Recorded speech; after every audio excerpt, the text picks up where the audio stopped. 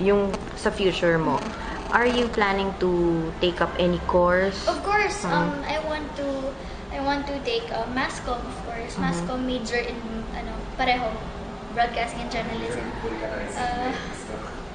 Tapos gusto ko na mag-culinary and yun.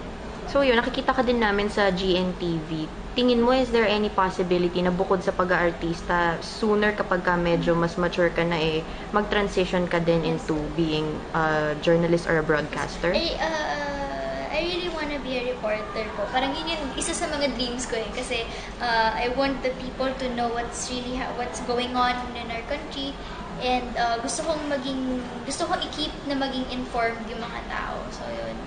Ayun, tawag dito, for Vampire and Daddy ko naman, mapunta tayo dito ngayon. Ano ang mga tinake mong scenes today? Tinake ko yung scene na parang si Steph late umuwi, tapos pinalaya siya ni Mamita. So yun, and then mamaya iba pa.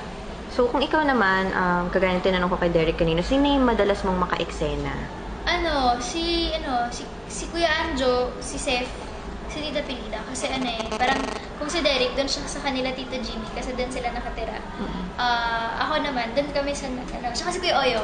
So yun, kasi doon kami nakatira, parang kami yung nagsistay doon sa bahay nila Kuya Oyo, nila Daddy Vlad. So yun. Ayun, kumusta naman silang katrabaho sila, Miss Sobrang Pilita? fun.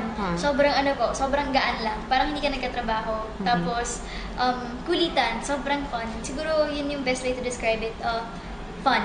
Anong mga mahahalagang pointers or lessons ang natututunan mo just by observing them? Natututunan kong hindi tumawa kahit na may joke. Kapag kailangan seryoso ka, pinipilit ka talaga maging seryoso. So medyo natututunan na po. So nasasanay ka na nakikita si Seth na nakapambabae? Oo, actually kapag po nanonood akong TV, napapanood ko si Seth, hindi nga po ako sanay na lalaki yung role niya. Yun. Sasanay na akong bakla yung role niya lagi.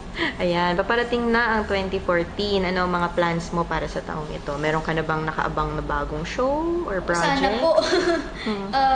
Yan, sabi nila, I will be having a new show daw next year. So yun, sana, looking forward for that. And yun, syempre, more shows po. And yan, sports talaga. Ayan. And school, of course. Given the chance to choose, halimbawa, your next role, anong gusto mong magkaroon na role? Gusto ko po talaga, action. Action na medyo rom-com. Kasi parang ang gusto ko talagang concept is yung feeling ng mga viewers na oo, nakangiti ka pero hindi mo mamamalayan na lumuluha ka na kasi naantig ka, kasi naapektuhan ka.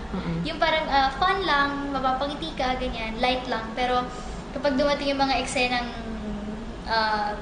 yung medyo mabigat, ganyan, yung nakangiti pa rin yung mga tao pero yung pala naantig na sila, may kurot sa puso kasi ayoko nang sobrang hagulgol, ayoko nang yung viewers parang sobrang mahahagulgol bilang ang dami na nga nangyayari dito sa mundo na sa country natin. So gusto ko medyo feel good lang.